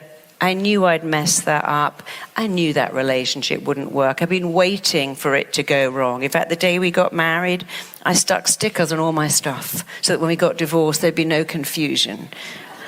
I was already planning the miscarriage. I didn't buy anything for my baby. I mean, who does that? Lots of people, apparently. They're all my clients, and they plan for stuff to go wrong. They say, I sent my kid to college, and I said, don't worry, you're probably going to hate it. Here's a credit card so you can get a return ticket back in a week's time. They plan it, and you don't want to plan it. You want to ban it. If someone just comes in and goes, I hate that shirt, or that colour is so not you, or you should never have cut your hair, or, whoa, you've got a bit heavy, you just go, thanks for sharing that. Just a really simple thing which says, thank you for sharing your opinion, which I can choose to not let in. You don't have to do anything else. Right. When the minute you go, well, your shirt's pretty awful, or look at your hair, or calling me heavy, you look anorexic, you've let it in. And now you're trying to retaliate. And it's like a game of tennis. If you put down your racket and walk off the court, you can't volley. So the first thing to say is, thanks for sharing that. Yeah. And it's very good for the little barbs we get from people, family, friends, sisters, cousins, exes. Right. If someone is really mean and says, you know, I listened to your talk on YouTube, oh my God, you stank up the place, I was embarrassed for you, then you go back and you say, I missed that. Could you repeat that for me, slowly? They will usually not bother because they know that in you asking them to repeat it slowly, you're going to call them out on it. And they usually go, oh, me and my big mouth, I'm just having a bad, I didn't actually really watch it anyway, just ignore me. And if they do, you must not go after them and go, no, I want you to repeat it right now, say it to my face. Don't do that, because a bit like a lion who bares the teeth, they're saying, back off and I don't want to attack you. When a lion bares its teeth, you don't go up to it, you walk away. It gives you a chance to retract. So saying, could you repeat that slowly, is giving the person a chance to retract. They almost always do, but occasionally they'll come back and go, no, I just said you're so wooden as a speaker, it's an insult to wood. People come in and they describe, you know, I really want to be successful, but I'd love to be healthier, but I want to find love, but I can't get pregnant because... And the first thing we do is investigate, like a good detective. A detective will lay out pictures and go, what's going on here? And they make sense of it. And very much the same. So when people come to me and go, no, I've got unexplained infertility. What is that? I went, well, there's a clue in the description. It is unexplained. Nobody knows. Your husband's got cracked sperm that swims straight and plenty of it. You've got great eggs, great fallopian tubes, perfect womb. But you can't get pregnant because the unexplained is here. And many people, when they're younger, will say to themselves, if I got pregnant, my dad would kill me. Oh my God, if I got pregnant, it would be the end of the world. And I remember when I was 17 thinking I was pregnant, thinking, oh my God, no, disaster. Oh my God, my dad will be so upset, devastated. When I wasn't, I went, oh, thank you, God. Oh, yes, joy. But you see, the mind listens to everything you say. The mind is always switched on, and it records everything. And it never forgets. So in a moment of absolute terror or fear or pain or anxiety, there's something called an imprint. It goes in. So a child whose mother says, that cat will scratch you and give you blood poisoning, or that dog's going to bite you, or that's a dangerous person, or, you know, I worked with a little kid who had a terrible fear of monsters under the bed. Turned out his dad used to always say, you'll get run over if you do that. You'll kill yourself if you do that. You'll drown if you do that. Turned out his dad was the monster because he was scaring him all the time. So you get a young person, can be an adult, and you get an imprint. And what we do is investigate, where did this imprint happen? And when we've got the imprint, which is very easy, you can ask questions and get the imprint. You can listen to the client's story. The one who said, my mum used to cry when I brought up food and so happy when I ate. Or you can use hypnosis and go back like that. And the reason I love hypnosis so much is you go to the imprint, you know, people come to see me, within 5 minutes they have the imprint. There's no, oh, how does that make you feel? And how do you feel now? And let's talk more about that, and come back next Wednesday at 4 and we'll keep this going, because studies now say that's actually the worst thing you can do, because you just keep the story alive. So we do the investigating, we find the imprint, and then we interpret it. What does that mean? Why do you think, you know, your dad telling all these stories would now leave you to have this monster under your bed? Why do you think at 15 being terrified of being pregnant could possibly mean that today you've got an expandability? And they work it out. They go, yeah, now you say that. If I look at those scenes and look at this scene, it all makes sense. And then you interrupt the belief massively, and then you install a brand new belief. You know, you're getting pregnant like a high school kid on their first date. You're super fertile. You've got cracked grade A eggs. Your husband's got the SAS of sperm, and it's going to collide. So you bring in the very powerful language, and you are going to make a grade A baby. Because, of course, people say, I want to be pregnant. I'm like, no, you don't. You want to make a baby that you carry to full term. I have clients who have been pregnant 8 times. You want a perfect, bouncing, healthy baby. So it's another example of not telling your mind what you want. So the combination of the imprint, the investigate, the interpret, the interrupt, and the install is so powerfully transformational. We tell ourselves the story, we play the only part we've ever known, and then that part becomes our own, and we don't know how to separate it. And so people come in with their story and they go, well, you know, I was a newborn baby and my mum told me that I was only like 2 pounds. I nearly died. They had to drop milk in me with a dropper. And I remember my mum telling me she used to cry every time I got weighed, or if she fed me when I threw up, they would get so upset because I could die. Like, okay, and now you're 600 pounds because you keep telling yourself that story. And people tell themselves the story until it validates why, you know, my dad didn't love me. He left before I was born. He never came to see me. But he had another kid that he treated like Jesus, bought him everything, Game Boys, clothes. So if my dad didn't love me, I'm not lovable. And you have to go, but that was then. Your dad was an idiot. That has nothing to do with whether you can find love or not. But clients tell themselves this story, and they don't understand that at any age you can go, well, I think it's time for a new story. And so my job is to, first of all, find out where, you know, they come in and go, I don't know why I do this. Mm-hmm. I guess I'm just messed up. I don't know why I can't speak. I've always been that way. I go, nope. No baby looks away when you look at them in the hospital. No baby goes, don't look at me. I'm having a bad hair day. We're all born with so much confidence. You have 4 children. They never go, no, I can't get a banana in my mouth. I can't get to grips with this walking, reaching. They're wired to go for something. But a lot of damage is done very early, and I see that all the time. Really silly things like people come in and go, you know, I can't ask for money. And then our TT has what I call interruptions, where after they've gone back, they have to then say, but that's not me because, and that can't be me because, and that won't be me ever again. And what that does is it starts to change the neurons. It's actually called neuroplasticity. It starts to change the way the brain is wired. They stop thinking the way they thought as a child and put into place different beliefs, and then they're forever changed. And it's amazing to see it in action. So here's my advice to you. Expect amazing things then. If what is expected tends to be realized, expect the best. Expect love and success and an amazing life, because you know what? It will probably be realized really fast if you expect it. You can only love another person to the degree that you love yourself, and another person can only love you to the degree that they love themselves. And so if you go through life feeling you're unlovable, that will always affect the quality of the relationships you have. And if you date or marry or live with someone who thinks they are unlovable, it's very hard to have a really healthy, great relationship if the person you are with feels unlovable, or if you at some deep level think that you are unlovable. And more problems occur from people attracting the wrong relationship, staying in the wrong relationship because they feel unlovable. I see people in my office time and time and time again who are with the wrong person, and they're too scared to leave in case they won't find someone else. They say, well, we've been together for so long, what's the point? But everything changes when you know that you are lovable. And you see, lovability is essential to being happy.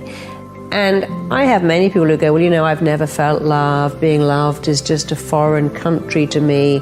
I don't know what love is. I've gone through my whole life never having had love. And Marilyn Monroe, bless her heart, somebody said to her once, Marilyn, what is this thing about you wearing those really tight dresses and dancing in front of all of those soldiers with everything hanging out? She said, and I'm going to quote her word for word, I need the whole world to love me.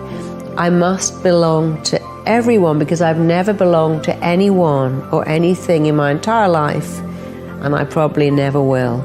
And there was a girl who was beautiful, stunning, engaging. Everybody loved Marilyn except Marilyn. But you see, if you can't love yourself, nothing really matters.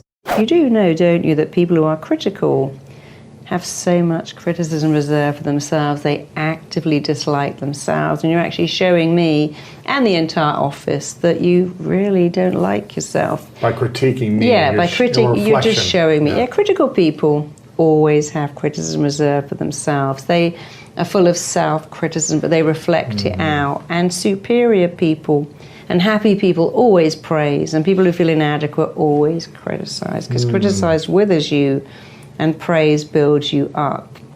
And if you can use those 5 techniques, thanks for sharing, could you repeat that? Are you trying to hurt my feelings? Won't work, I'm not letting it in. Since we're sharing, did you know what is running your critical behavior?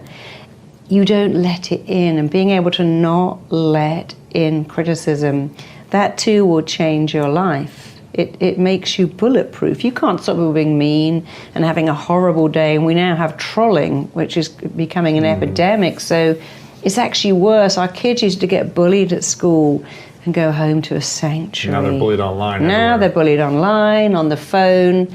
And it never ends, and they feel really attacked. And see, when you find trolls, they're usually really miserable and unhappy, but they love the power because they have no power. They live on their own or with their mum. They have no life.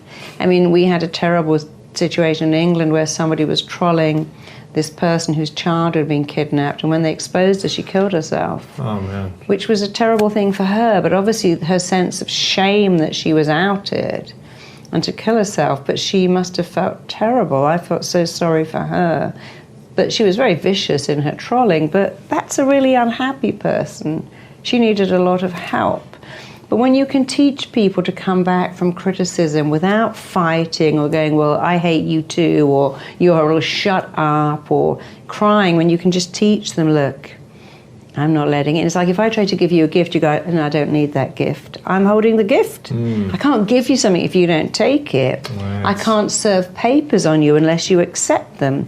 I can't serve a volley to you unless you volley it back. So when you learn that people can try and give you anything, but if you don't accept it, you haven't let it in. And if you don't let it in, it can't hurt you. It just hurts the person who's left holding it. How do you help people establish meaning behind? Well, I wrote a book called I'm Enough, and we have a program called I'm Enough, and what that does is it takes you the process of where does this come from? You're not born with this belief. How did you get it? And when they discover how they got it, they're able to give it up. One of my first ever clients was this beautiful woman, very hard to believe, and she said, I can never make a relationship last.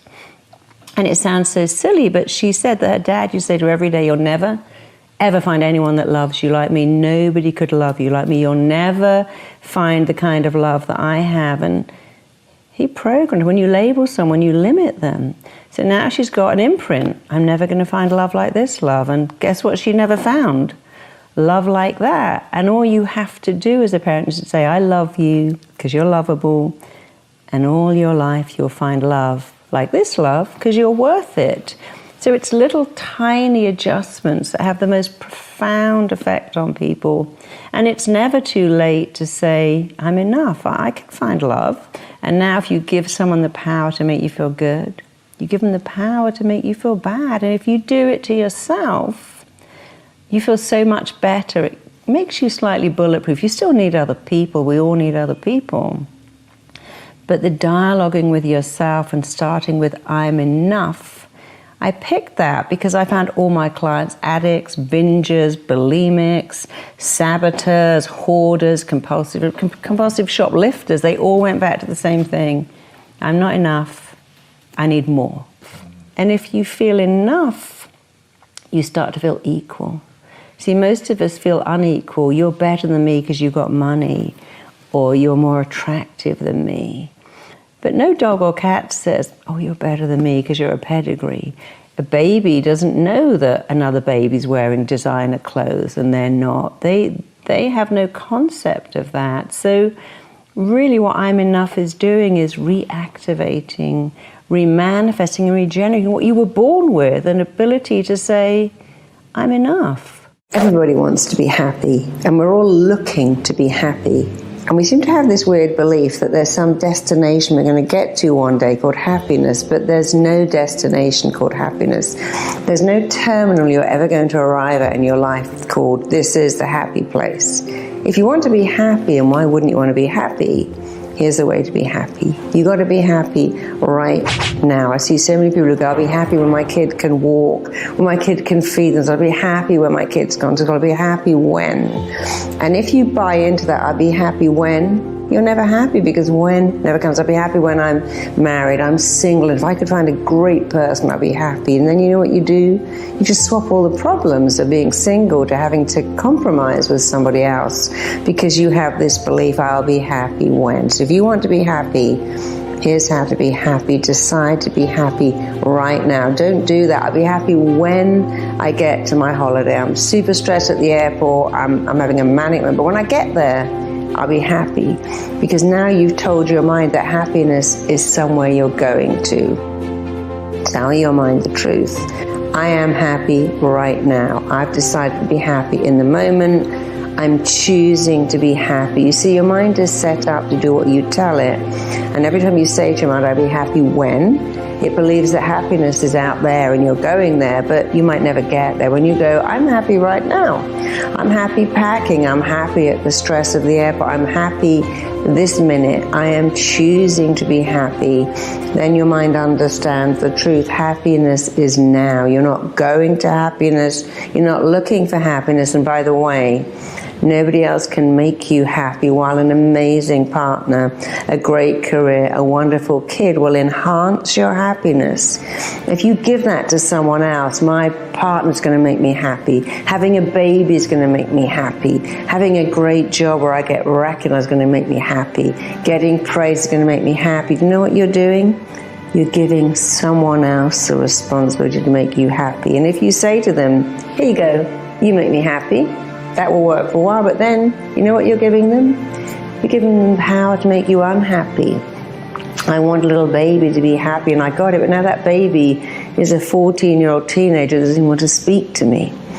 People say, oh, you know, you make me feel amazing, and then the other side of that is you make me feel so angry and so lonely and so unimportant. Don't give your power to be happy to anyone else. It's up to you. And don't wait to be happy. Choose to be happy right now, in the moment. I mean, look at little children. The rain makes them happy. A puddle makes them happy. Everything makes them happy because they live in the moment. Happiness is an inside job. Go inside you.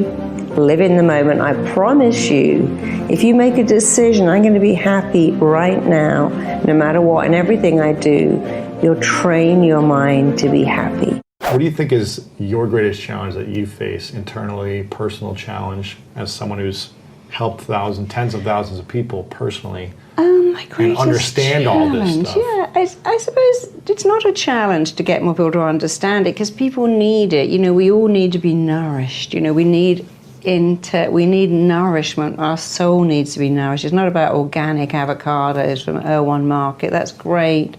but we all need this emotional nourishment. So is it a challenge getting more people to accept it? I don't think it is, because everyone I see go, oh my God, I love that. And some people go, you know, I listen to you, thought, oh, that's rubbish. But then I found myself going into the garage and saying nice stuff to myself. So maybe my only challenge, but even then it's not a challenge, is I would say half the medical profession love what I do and really go for it and go, oh my God, this is amazing, I'm using it with my own patients. And the other half go, this is all silly. You know, illness is caused by disease, that you can't talk yourself better. Talking to yourself doesn't make any difference. You can't possibly give birth just using positive affirmations. It's like if you had cancer and you had a very good oncologist who might go, look, you know, the way you think, the way you eat, the way you act, the way you rest can all affect. And they'll go, no, you got cancer, chemotherapy, there's nothing else that will work. And all that stuff is hocus pocus. Right. So that is a challenge, but it's not so much, because I find so many doctors love what I do and go, wow, you know, all these illnesses are autoimmune illnesses. Many years ago, there was a wonderful psychiatrist in London called Dr. Maudsley, and he had a great expression, it's always been my favorite, and it says, the feeling that cannot find its expression in tears may cause other organs to weep. So he knew 100 years ago. That's beautiful. So beautiful and so true. The feeling that cannot find its expression in tears will cause other organs to weep. So he's sort of saying, if you don't feel the feeling, your body's going to feel it. If you don't open your mouth and say, you hurt me, don't be surprised if you get a screaming. I've got this screaming headache. I've got this angry red rash. I've got this thumping pain. And by the words they're using, angry, screaming, they're saying, I have rage that can't come out. I'm not expressing it, but it's expressed through my body. Yeah, because the body is very clever at finding something. I worked with someone who couldn't walk, and all she was, I can't stand that. I can't stand my ex, I can't stand my life, I can't stand my kids, and you can't stand up. Isn't that interesting? Oh, wow. She had sort of phantom leg pains because she couldn't stand anything. Believe me, it was also, well, what makes me sick is my sister-in-law. Oh, I'm so sick of her. She just makes me sick. I vomit in my mouth every time I hear her voice, and then they wonder why they're bulimic. Right. Because our words really affect our reality, partly because, and it's such an easy thing to say, every word you say is a blueprint that your mind, body, and psyche are working to make your reality. So we make our thoughts, and our thoughts make us, then we go out into the world and we justify our thoughts every day. But our words are a blueprint, and when you know that, you think, well, I better pay attention to that blueprint. I better not say this kid is killing me.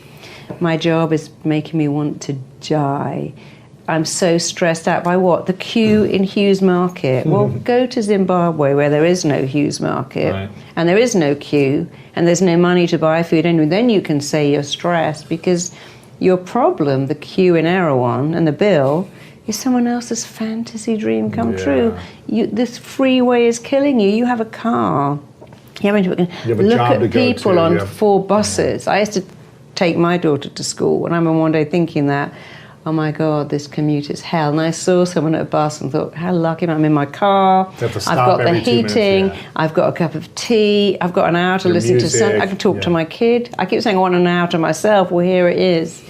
And I learned to stop doing that. But when you say, how are you? Oh, nightmare. It is torture. What? The traffic. The traffic, the queue. People keep ringing me. The phone ringing. It's torture. Well, maybe if it didn't ring, that might be worse.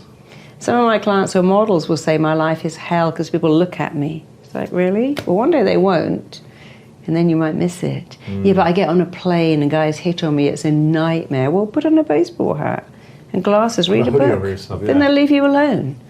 But that's not a nightmare. It's just mildly inconvenient. It's not hell. Right. It's not killing you. But we use these incredible words. This is torture. This is killing me. This is a disaster. What is? Well, I went to the bathroom and I forgot to pause my movie. Well, that's not a disaster. But when you use those words, because your mind can't differentiate, just to feel like it really is a disaster. Well, most people that come to me don't go, hey, I've come to see, but I don't want to give up my problem. I mean, they do with food. They go, I want to be super healthy.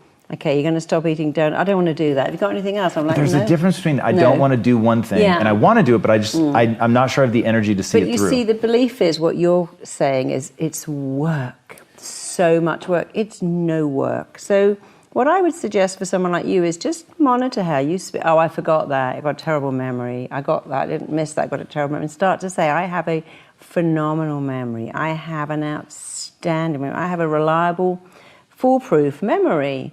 So I saw it with my daughter when she was little. She'd leave the house and come back because she had so much to remember, her school bag and her swimming stuff and her lunch. And I'd always say, what have you remembered? She goes, I remembered my lunch. I remembered my swimming. I go, that's so great that you remember.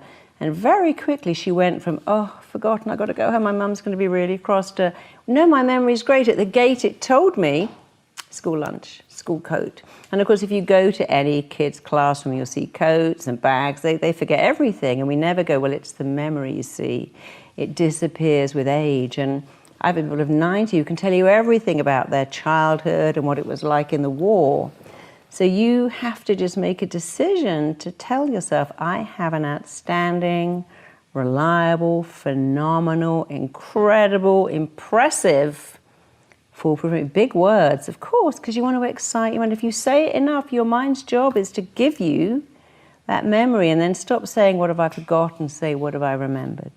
And then something else you do is just say, that will come to me. You know, you have to understand the mind a bit. So when you're dealing with a conscious mind, the subconscious doesn't do anything. If you're saying, what's the name of that book or that restaurant? Oh, I don't know. I give up. I've got a terrible memory. And you suddenly goes, oh, it's come into my head. It was this book. It was the Tim Ferriss book. I remember now. Because you've given your mind an instruction. What is the name of that book? Your mind will go and find it. But if you are still actively looking, it doesn't do it. So we have something called command therapy. You've got to command your mind. Go ahead and remind me where my passport is. Remind me. And so often it's just really poor communication. You know, people say, oh God, I'm flying to London tonight and I can never fall asleep on a plane. I just can't go to sleep. We're like, well, where are you going? You don't go anywhere. You don't fall. You lie on the plane and you invite sleep to come to you. You go, I'm lying here. My eyes are heavy and sleep's descending upon me like a mist.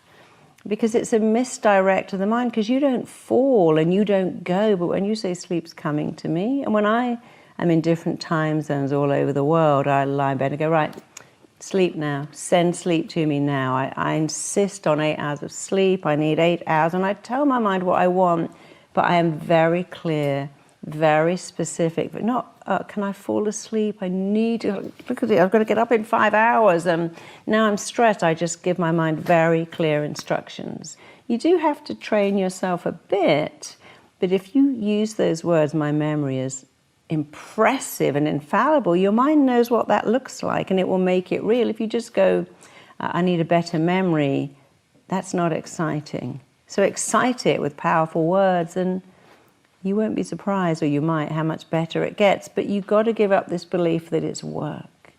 Because talking to yourself isn't work. Exciting your mind isn't work. Going to the gym is work. But saying every day as you get up, I've got a great memory. I can even imagine my diary and I can see what's in it. If you tell yourself that, it actually really becomes true. And you'll notice that everyone who's got a good memory will say, my memory is amazing. Oh, I have the best memory ever. They never go, I've got a mind like a sieve. I'd forget my head if it wasn't screwed on. I would forget the eyes in my head if they weren't there. But people with a poor memory, they justify it. They remind themselves how bad it is instead of deciding, no, I'm going to have a great memory. When you wake up in the morning, start going, wow, this tea is amazing. This coffee is sensational. I love the smell of the shower gel. I love the sheets. I love waking up. I had to make myself do this, and it completely changed my life. I wake up and go, I love my life. I love being here. My first coffee, go, I love this coffee. I love my sheets. I love everything. And that's not really true, but if you can make your mind be happy with little wins, every time you eat something, it's sensational. make a phone call, go, this is great, I'm reading, I'm watching my favorite show, this is amazing. When you sit down at the end of the day to watch Netflix, go, this is amazing, this is wonderful. You're training your mind to celebrate tiny little things. And when you get big things, every day feels like Christmas. You really can. You can stop being ill. You can change the shape of your body. You can change your digestion. Yeah. You can have physical things. You can change the way you interact with your kids. So here's a good example. My kid is a nightmare. Change that to my child is age appropriate. There you go. This builder's going to go, oh my God, that's a disaster. But a good builder will go, it's a challenge. When you said talking to girls is terrifying, you just change that to it's challenging. Yeah. But hey, there's hundreds of girls out there. It's a numbers game. One will say yes. Some will say hi, yeah. And even if they say no, the only risk in life is not to take the risk. That's the risk. If you don't, when you take the risk and it goes wrong, you learn something. You may have heard many times about the marshmallow test. And the marshmallow test is an interesting test where they took children, they put them in a room with one marshmallow. It's also been done with one cookie and one pretzel. And they said to the children, if you wait, don't eat that marshmallow, then you will have two. So they were seeing how good these children were at delaying gratification, because if you can delay gratification, you are wired for success. And they found one group, maybe a third of the kids, just shoved that marshmallow in their mouth straight away and said, oh, I couldn't wait, I needed it now. They needed instant gratification. The second group said, no, I'm going to wait. And they sat there knowing that if they waited, they got two marshmallows. The third group, well, they were interesting because they really wanted that marshmallow. They were very much a combination of group 1 and 2. They wanted it. They also wanted to wait. As they made funny faces, they turned their chair around, they tried not to look at the marshmallow, and they forced themselves to wait. And they also got the second marshmallow. So group 1, instant gratification. Group 2, naturally delayed gratification. Group 3 were kind of programmed to be group 1, but fought with themselves until they became group 2. They resisted their natural instinct to eat the marshmallow. And what they discovered as they followed those children was group 2 and 3, the ones who delayed gratification naturally or completely unnaturally, were way more successful than group 1, that when I need it and I can't wait and I got no self-control, it looks nice, it tastes nice, bam, I've eaten it and now I kind of wish I'd waited. So I'm telling you this because it does not matter if you are not naturally group 2. It only matters that you can train yourself, teach yourself, and help yourself to become group 2. Because here's the thing, when we're kids, we learn naturally to delay gratification. Our parents say, clean your room and then you can have an ice cream. Do your homework and then you can go to the park. Do your chores and then we'll go out and have cookies. We all do that naturally with children. And then we learn to stop. And you see, if you come in from work and you are naturally a gratification delay, you'll go, wow, my favorite program is on tonight and I'm going to have this wonderful dinner. But first I'm going to go through my emails, do the stuff that's important, and then my dinner and movie is my reward. And what happens is you get through the work you don't do because you're thinking of the reward. You go, this is a reward for doing that. Other people come in and go, no, I'm going to watch a movie, I'm going to have a lovely dinner, and later I do my emails. And of course, later never comes because you had your reward first. And it is a classic mistake to take your reward first. You know, many years ago, I was trying to get a book deal, and I'd put on a little talk about how to lose weight because my book was all about that, and I hadn't sold hardly any tickets, so I cancelled it. And the same day my agent called me and went, oh my gosh, I've got 6 different publishers who want to come to your talk. I'm like, well, I've just cancelled this. Put it back on quick because they're all coming. And it was that weekend, and I think she called me on a Thursday night. So on the Friday I rang all my friends, everyone. I said, come to this talk, it's completely free. And I got lots of people to come because I knew that 6 major publishing houses were coming to this talk. And she told me one of them was definitely going to give me a deal, if not all of them. So I only had Friday. And on Friday, I could have spent ages planning the talk. But, I didn't. I actually made a mood board. I thought that's a good thing. So on Friday night, I had an old picture and I took it out of the frame and I started to stick things in it. And I wrote Marisa Peer gets a great book deal. I cut out the Times best-selling list and I stuck it in there and wrote on it, my book, You Can Be Thin.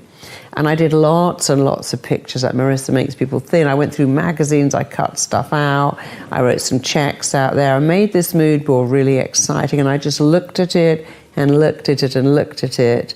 And it made me so excited about my talk.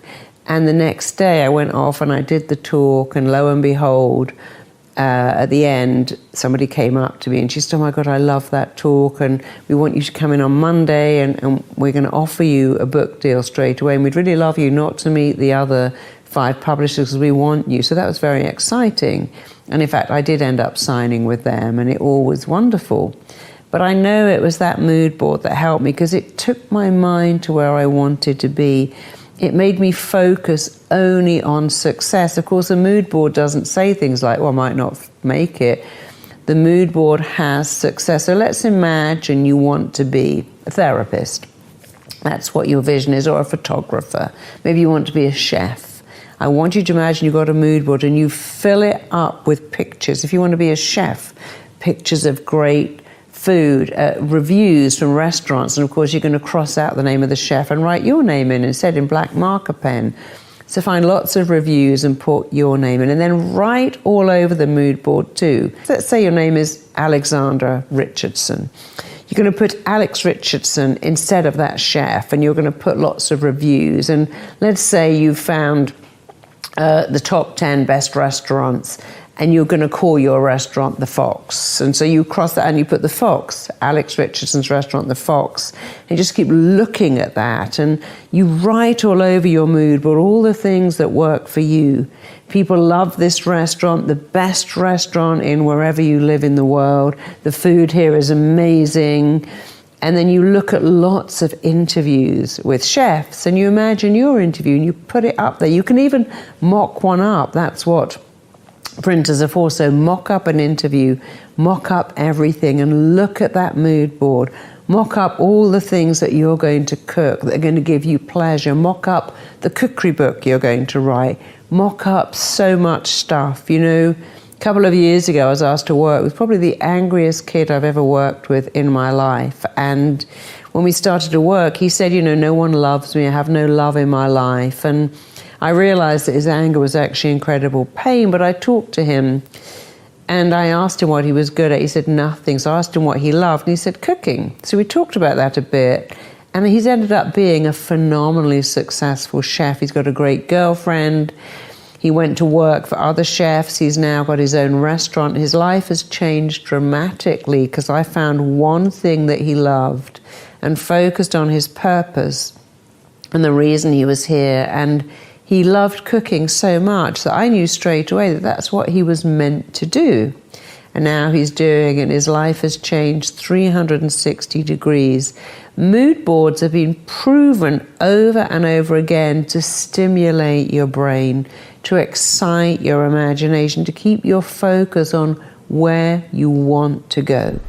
Now I've got a special bonus clip that I think you're going to enjoy. But before that, it's time for the question of the day. I want to know, what was your single biggest takeaway from this video? And what is your plan of action that you're going to execute this week to make some immediate momentum happen? When you just get motivated and watch a video, you have a 35% chance of following through. That's what the science says. But when you write down what time, what day, what place you're actually going to execute, when you create the plan, you have a 91% chance of following through. And I want that for you. And when you commit to people publicly, you increase your chances even more of actually doing it. So I want to know what your single biggest takeaway from this video was and your specific plan of action to actually get the result you're after. Let me know. Put it down in the comments below because I want to celebrate you. People have this confusing belief that fame damages people. So they look at fame and think, oh, well, they're damaged by fame. But actually, it's entirely the opposite. Damaged people are drawn to fame. I don't feel enough. But if I become famous, you'll love me because I'm beautiful or talented or gifted, I've got a voice or I've got something. And then when they get there, they go, oh, but I'm still feel inadequate. And now, before I had a dream, I'll go over there and become a movie star and you'll all love me. And you can look at someone like Heath Ledger who did that. But then they still have the same belief system. They've taken it with them. They're carrying this belief around with them. And they keep treating the symptom, but not the belief. And so that's why they destroy it all, because they don't know where to go with that belief. If you want to change your life in the next 30 days for free, check out my training right here below. Or if you want to see the top 10 I did on Louise Hay, check out the video right there next to me. I think you'll enjoy them. Continue to believe, and I'll see you there.